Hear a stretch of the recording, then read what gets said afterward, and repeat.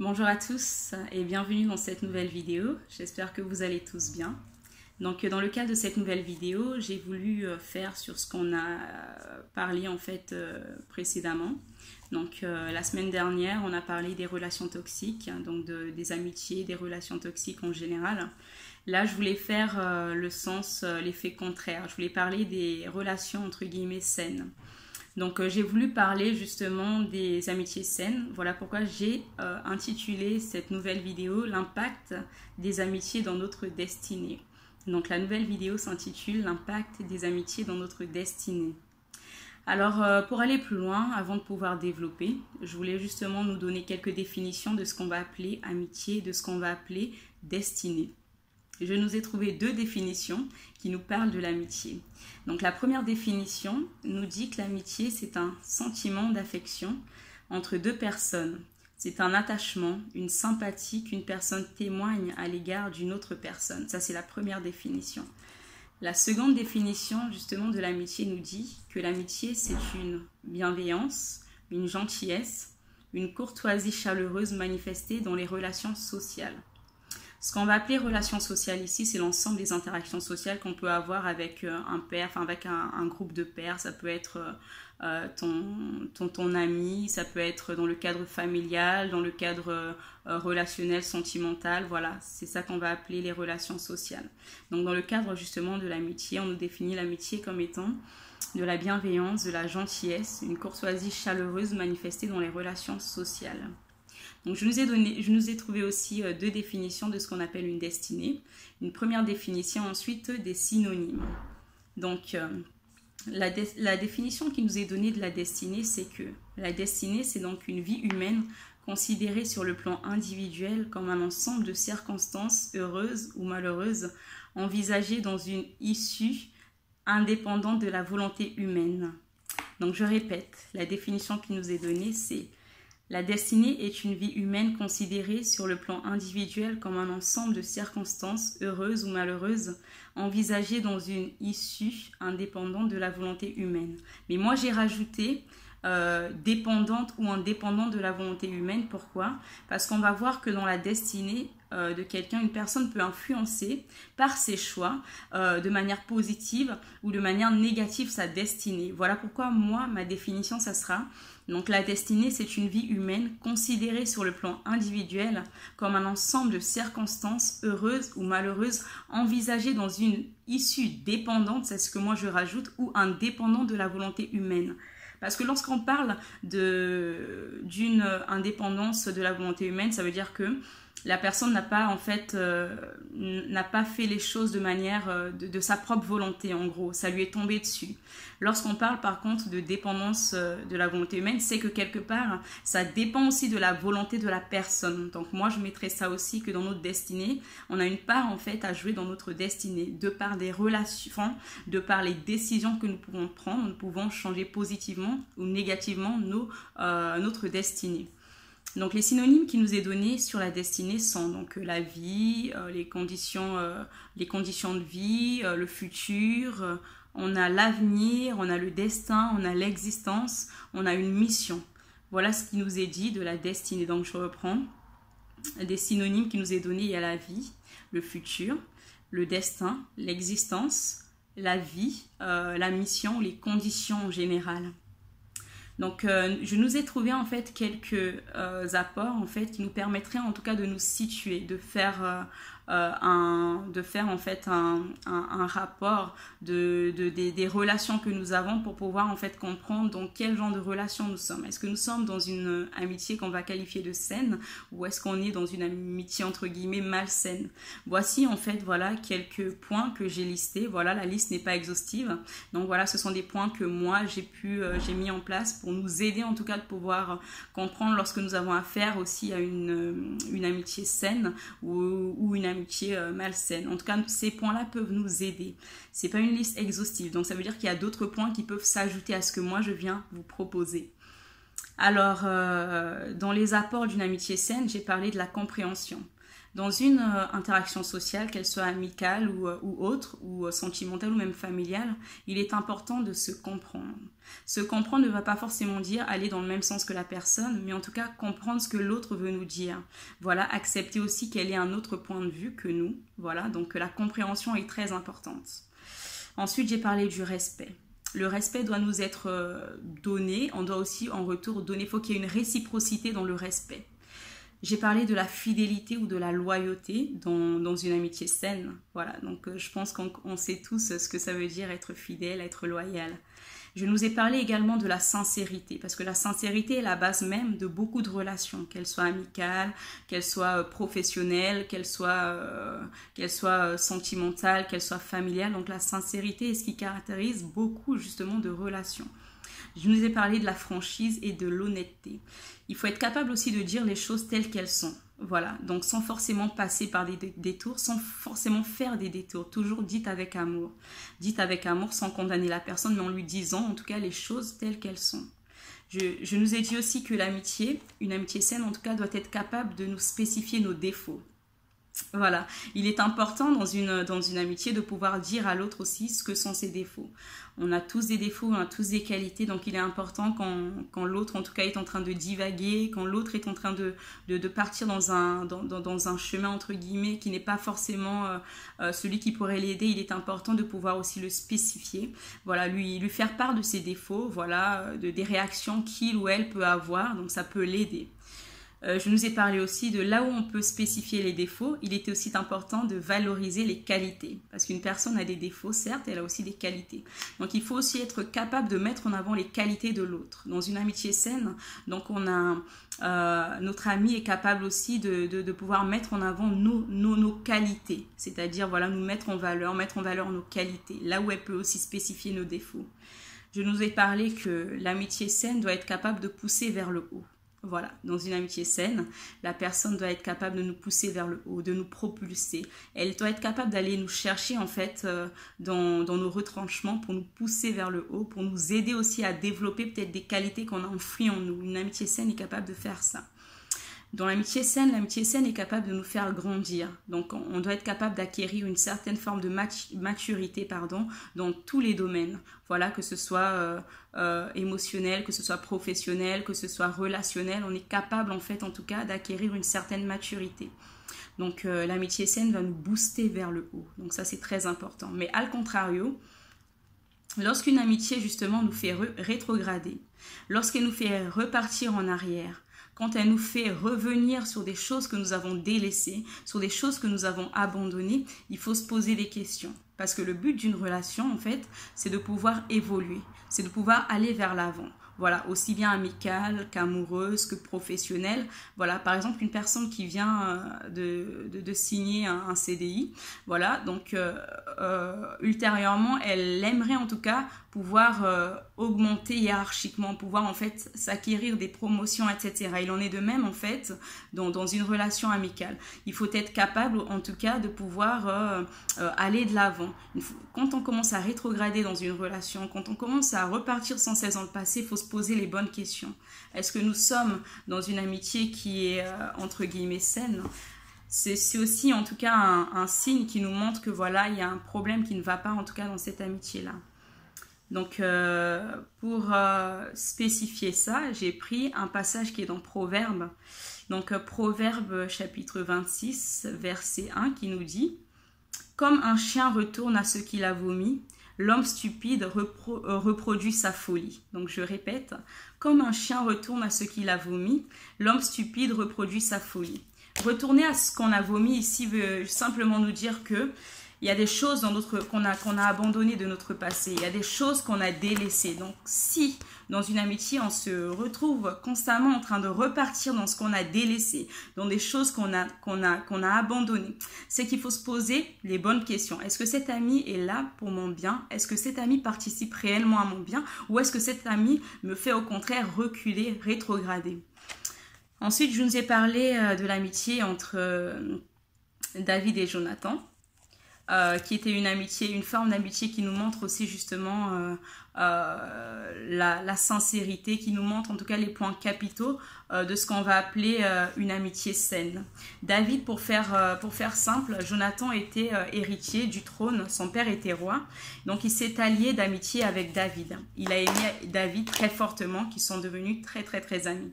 À un moment donné, excusez-moi, je vais mettre un peu de lumière parce que là, je vois que voilà, il n'y a plus assez de lumière. Et donc, à un moment donné, le père de Jonathan va en vouloir à David. Parce que David avait été choisi, du coup, pour être roi à sa place. Mais Jonathan va être cet ami qui sera capable, en fait, de prendre la défense de David, malgré les coups, malgré ce que son père, en tout cas, avait envisagé de faire à David. Je vais nous lire quelques portions pour comprendre, en fait, voilà, l'histoire, de quoi ça parle. Ici, on nous dit, c'est dans 1 Samuel, chapitre 18, alors que David finissait de parler à Saül, donc Saül c'était le père de Jonathan. Jonathan s'attacha à lui, donc Jonathan s'attacha à David. Jonathan aima David comme lui-même. Donc ensuite on lui dit, Jonathan fit alliance avec David parce qu'il l'aimait comme lui-même. Il retira le manteau qu'il portait pour le donner à David et lui donna ses vêtements, y compris son épée, son arc et sa ceinture.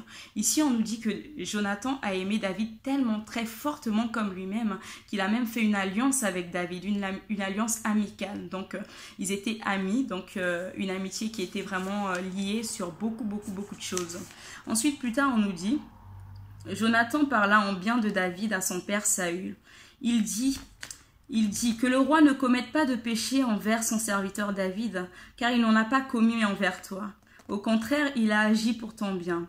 Il a risqué sa vie. Ensuite, il a accompli une grande délivrance. Ensuite, il dit, Saul écouta Jonathan et jura, l'Éternel est vivant, David ne mourra pas. Jonathan appela David et lui rapporta toutes ses paroles, puis il le conduisit chez Saül et David fut à son service comme auparavant. Ici, on nous parlait en fait d'une lutte que Saül livrait en fait à David parce qu'il était jaloux. Il était jaloux de David parce que David avait vaincu ce qu'on appelle un Philistin. Donc le peuple commençait à se tourner vers David et de plus Dieu avait fait son choix du coup sur David. Donc Saül était jaloux, manifestait de la jalousie. Il en voulait à la vie de David. Mais Jonathan en fait s'est mis en fait comme avocat pour David en défendant David auprès de son père. Donc il a été capable de défendre. Voilà, donc une amitié saine va être capable de te défendre contre vents et marées. Donc une personne qui est ton ami est capable de venir en fait te défendre lorsqu'une personne veut de ton mal. Il est capable de dire non, je le connais, je la connais, c'est mon amie, tu n'as pas le droit de parler d'elle comme ça parce que je sais ce qu'elle est, je sais qui elle est. Elle est capable aussi de pouvoir justement voir la vie là où les gens voyaient la mort. Donc une amitié saine, donc là je nous fais en fait quelques points pour illustrer en gros ce que j'ai appelé aussi une sincérité dans l'amitié. Une loyauté, parce qu'ici on voit que Jonathan était très loyal envers David, c'était réciproque. Il y avait aussi une sincérité dans leur amitié, jusqu'à aller dévoiler les secrets de son père à David parce qu'il aimait son ami. Ensuite, je nous parle de l'histoire de David et de Nathan, donc dans 2 Samuel 12, donc chapitre 12, verset 1. Ça, c'est vraiment important. Parce que dans cette histoire, je vais nous faire un bref récapitulatif, c'est que David était devenu roi, il avait pris la place de Saül. Donc il était tombé entre guillemets, il était attiré par une femme, la femme d'un de ses serviteurs qui s'appelait Bathsheba. Donc ce qu'il va faire, c'est qu'il va mettre en place une stratégie pour pouvoir avoir cette femme-là comme son épouse. Il va coucher en fait avec cette femme-là et ensuite il va demander justement à son armée, parce que son armée était en guerre, de pouvoir mettre Uri justement le mari de Bathsheba en premier rang justement en ligne de mire pour être tué. Parce que ce qu'il avait fait, c'est qu'en ayant couché avec Bathsheba, il a fait venir Uri pour pouvoir en fait se dédouaner en fait on va dire de cette histoire et pouvoir permettre que Bathsheba recouche avec son mari afin de dire que l'enfant qu'elle aura sera de Uri. Sauf que Uri était préoccupé par ce qui se passait en fait dans la guerre en fait. Il était préoccupé de la guerre, il ne voulait pas revenir, il ne voulait même pas en fait avoir affaire à sa femme parce qu'il voulait réellement délivrer son peuple. Donc il n'a pas voulu coucher avec sa femme. Donc David a commencé à cogiter en se disant mais quelle stratégie je vais mettre en place pour pouvoir en fait faire que cet enfant qui naîtra de cette femme de Bathsheba soit en fait vu comme étant l'enfant d'Uri. Comme Uri ne voulait pas justement voilà, connaître sa femme, entre guillemets, il va repartir sur le champ de bataille. Donc David va demander à ses soldats de lui mettre en ligne de mire. Donc Uri va mourir. Donc ici maintenant intervient le prophète Nathan. Le prophète Nathan va venir dire en fait la pensée de Dieu à David. C'est là que commence cette histoire. Donc Nathan va dire, Nathan déclara à David, « C'est toi qui es cet homme-là. Voici ce que dit l'Éternel. Je t'ai désigné par onction. Et je t'ai délivré de Saül, je t'ai donné la famille de ton maître. Pourquoi donc as-tu méprisé la parole de l'Éternel en faisant ce qui est mal à mes yeux? Tu as tué par l'épée Uri le Hittite, tu as pris sa femme pour faire d'elle ta femme, et lui tu l'as tué sous les coups des épées des Ammonites. Désormais, puisque tu m'as méprisé et que tu as pris la femme d'Uri le Hittite pour faire d'elle ta femme, l'épée ne s'éloignera plus de ton foyer. Voici ce que dit l'Éternel. Je vais faire sortir de ta propre famille le malheur contre toi, et je vais prendre sous tes yeux tes propres femmes pour les donner à un autre, qui couchera au grand jour avec elles. En effet, tu as agi en secret, mais moi, c'est en plein jour que je ferai cela. » Ici, on voit en fait la sentence que Dieu va donner à David. C'est-à-dire que David avait fait les choses secrètement. Il a couché avec une femme qui n'était pas la sienne. En plus de ça, il a tué justement le mari de cette femme-là. Donc l'Éternel va intervenir, donc Dieu va intervenir contre David via son prophète. Ici, je nous ai parlé de cette histoire pour justement nous signifier ce qu'on appelait aussi une amitié saine. Une amitié saine est capable de venir nous dire les choses là où d'autres ne pourront pas nous dire. David était roi, Nathan était prophète.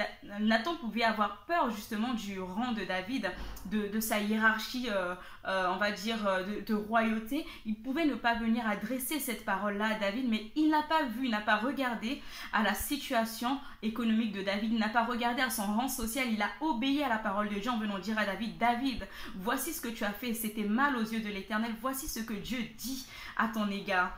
Donc l'amitié saine serait capable aussi de venir nous dire des choses là où les gens ne sont pas capables de nous dire les choses.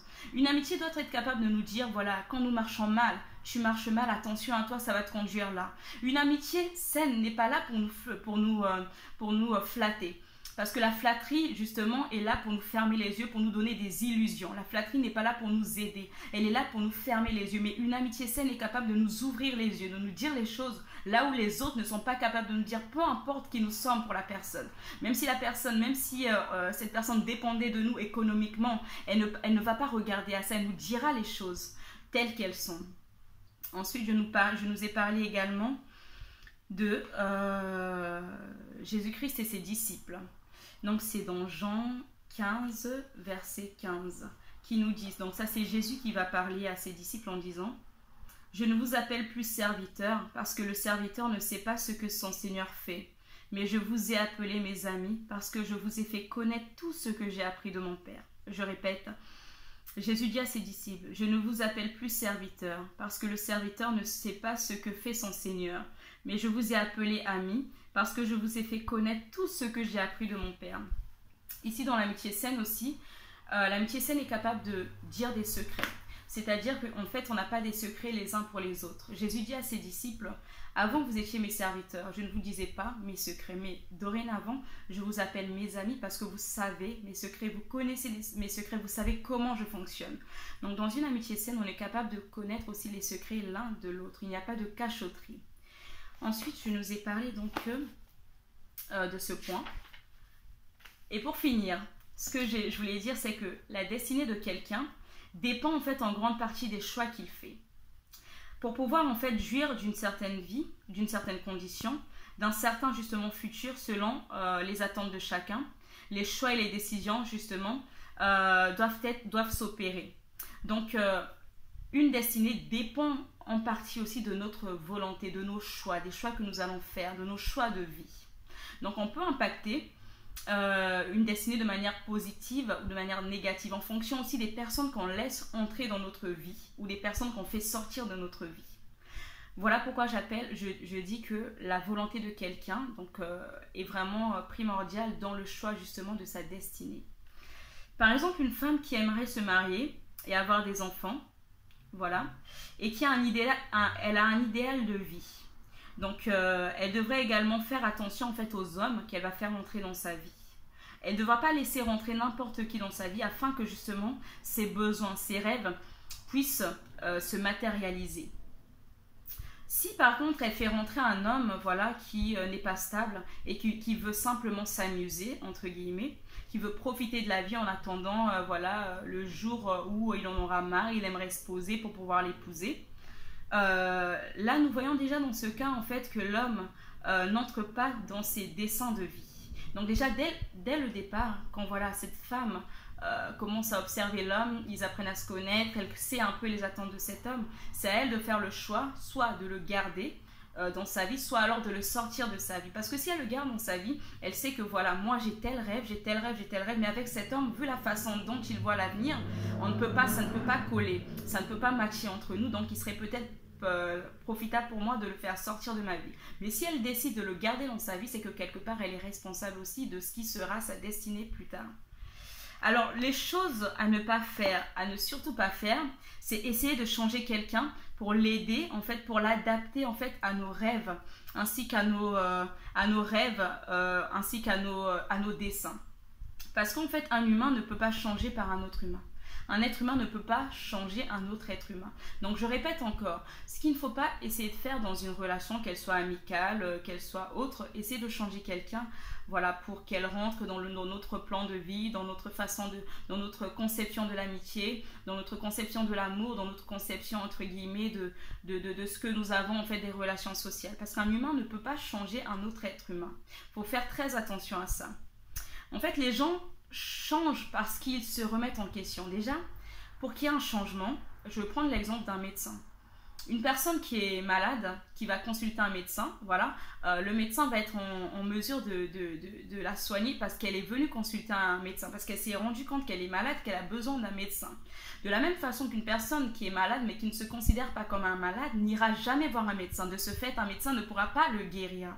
Donc, ici, une personne ne peut changer que parce que, justement, elle a pris un recul, elle s'est remise en question, sur plusieurs choses qui impactent sa vie. Elle se dit, bah voilà, il y a ça, il y a ça, il y a ça, je me remets en question. Et ensuite, après ça, elle décide de changer. Parce que s'il n'y a pas cette remise en question, il est difficile ensuite de pouvoir prendre la décision de changer. Donc, la question, en fait, est de permettre, en fait, que la personne se remette en question. Pour qu'il y ait un changement, en fait, il faut qu'il y ait une prise de décision. S'il n'y a pas une prise de décision, il ne peut pas avoir de changement. Donc, pour ceux qui ont la volonté et non le pouvoir, parce qu'il y a des gens qui ont la volonté justement de changer, mais n'ont pas le pouvoir de le faire. C'est-à-dire, voilà, ils ont envie de changer, mais ils se rendent compte qu'ils sont faibles, qu'ils n'arrivent pas à le faire, ils retombent toujours dans les mêmes erreurs. Là aussi, il peut y avoir une aide qui peut être thérapeutique, aller voir des thérapeutes, aller voir voilà, des personnes qui sont en mesure de vous aider. Moi, je parlerai aussi de l'intervention miraculeuse, donc l'intervention divine. Là où la main de l'homme peut être arrêtée, elle ne peut pas justement agir, le Seigneur peut aussi intervenir. Donc, ce que je voulais dire justement sur les relations ici, c'est que dans les relations, on a aussi notre part de décision, on a notre part de responsabilité. Donc, étant donné que le titre de la vidéo, c'était l'impact des amitiés dans notre destinée, donc pour que nous puissions rentrer justement dans notre destinée, en tout cas, la destinée que voilà, nous aimerons justement accomplir, voilà, selon les desseins, selon ce que nos attentes, il faut aussi être capable de prendre des décisions. Il faut être capable de changer notre environnement. Il faut être capable à un moment donné de dire, bah voilà, moi dans ma vie j'aimerais avancer, moi dans ma vie j'aimerais arriver là, moi dans ma vie j'aimerais faire ça. Mais si je reste avec cette personne-là, je ne vais jamais avancer. Si je reste avec cette personne-là, je vais toujours rétrograder. Si je reste avec cette personne-là, je serai toujours en arrière. C'est pas ce que je veux. Et quand on sort une personne de notre vie, c'est pas que cette personne devient notre ennemi. On la met juste à distance parce que nous, on a envie d'avancer. Et puis, ça peut, cette personne, voilà, n'est pas notre ennemi, donc elle reste une personne lorsqu'on va côtoyer, enfin lorsqu'on va croiser, on va lui dire bonjour, on va prendre de ses nouvelles, comment elle va, mais de ce qui est de faire une route avec elle, non, il faut être capable en fait de trancher. Voilà pourquoi ici je parlerai aussi du côté émotionnel et du côté rationnel. Quelquefois, il y a un dicton qui dit « Le cœur a ses raisons que la raison ignore ». Certes, des fois, la raison du cœur peut être légitime, elle peut être bien, voilà. Mais des fois, le côté rationnel doit prendre le dessus. Parce que dans certaines, en fait, de nos décisions, si on suit nos cœurs, nos émotions, on va en fait quitter la voie de notre destinée, on va quitter en fait les projets qu'on avait, on peut quitter même les attentes qu'on a d'une vie parce que quoi, on s'est attaché de manière émotionnelle. Les émotions peuvent nous trahir, peuvent nous mentir. Alors que la rationalité, la raison est là quelque part en fait pour nous remettre en fait sur le, on va dire sur le droit chemin entre guillemets. Donc voilà, je m'arrêterai là pour cette vidéo en nous disant que on a notre part de responsabilité, en tout cas, dans ce qu'on fait, dans les choix qu'on prend, dans les décisions qu'on prend. Et les amitiés, justement, sont très importantes aussi pour nous aider à rentrer dans notre destinée, pour nous aider à rentrer dans notre plan de vie, pour nous aider à rentrer dans une vie voilà, qu'on aimerait justement pouvoir toucher. Donc, il ne faut pas hésiter à pouvoir nous séparer de certaines personnes. Voilà, quand on voit que la personne ou les personnes nous poussent toujours dans le passé, elles nous poussent toujours dans les choses qu'on a abandonnées, elles nous poussent toujours dans la rétrogradation. Voilà, ce sont des signes aussi que ce sont des amitiés qui ne sont pas forcément saines. Une amitié saine doit être capable de vous pousser vers le haut, de vous faire aller de l'avant, de vous faire aller justement, de vous faire grandir dans toutes sortes en fait, dans tous les domaines de vos vies, d'être capable de vous dire les choses telles qu'elles sont, d'être capable de vous spécifier vos défauts tout en vous disant aussi, en mettant en valeur vos qualités, d'être capable d'être honnête avec vous, peu importe ce que vous avez pu faire. Voilà, donc je m'arrêterai là pour cette vidéo. J'espère que cette vidéo va nous aider en tout cas à pouvoir prendre aussi les bonnes décisions, à pouvoir faire les bonnes décisions, à pouvoir mettre en pratique aussi certains points qui nous ont été énumérés ici en nous disant que voilà, les amitiés, c'est bien d'avoir des amis entre guillemets, d'avoir un cercle amical, mais dans la vie d'un être humain, ce qui est important, c'est en tout cas le futur, c'est ce qu'on attend. C'est-à-dire que même une personne qui vient bénéficier d'un CDI, à un moment donné, voilà, dans son CDI, elle va s'attendre à une promotion. Elle va s'attendre en fait à aller de l'avant. Elle ne peut pas toujours s'attendre à stagner ou alors à rétrograder. Et ça serait vraiment, ça veut dire que le travail, enfin en tout cas le CDI qu'elle a signé est vraiment problématique. De la même façon, dans nos amitiés, on ne peut pas s'attendre toujours à la stagnation. Quand on commence à stagner ou on commence à rétrograder, il faut se poser les bonnes questions et il faut être capable de trancher. De se dire non, voici ce que je veux pour ma vie, telle personne ne répond pas forcément à mes critères en tout cas de vie future, je préfère m'en écarter pour pouvoir moi ensuite rentrer dans ma destinée. Voilà, je vous laisse là, je vous souhaite en tout cas une bonne soirée. Je ne sais pas sur quoi je parlerai prochainement, peut-être que je continuerai sur le thème ou alors j'irai dans un autre thème. Je vous souhaite une bonne soirée, à bientôt.